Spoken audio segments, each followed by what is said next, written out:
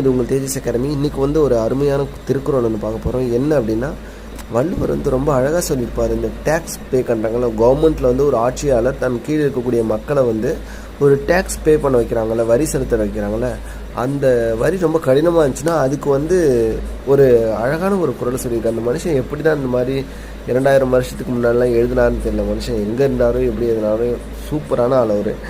என்ன குறள் அப்படின்னா, வேலோடு நின்றான் இடிவென்றது போலும் கோலோடு நின்றான் இரவு அப்படின்னு சொல்லியிருப்பார். என்ன அப்படின்னா, தன்னுடைய ஆட்சி அதிகாரத்தின் கீழ் உள்ள மக்களை வரி செலுத்தக்கூடிய அந்த மன்னன், டேக்ஸ் பே பண்ண வைக்கிற ரொம்ப கடுமையான வரிகளை செலுத்தக்கூடிய மக்கள், அந்த மன்னன் எதற்கு சமமானோம் அப்படின்னா, நடு காட்டில் வழிப்பறி செய்கிறாங்கல்ல, கத்தி கூர்மையான பொருட்களை காட்டி மக்களை பயமுறுத்தி வழிப்பறி செய்கிறாங்கல்ல, அதற்கு சமம் அப்படின்னு சொல்லியிருக்காரு. பாருங்கள், கம்பேரிசன் எது இருக்குது அப்படின்னு பாருங்களேன். டேக்ஸ் பே பண்ணுறதுக்கு நைட் டைமில் அந்த வழிப்பறி செய்கிறாங்க, கத்தியை காட்டி மிரட்டு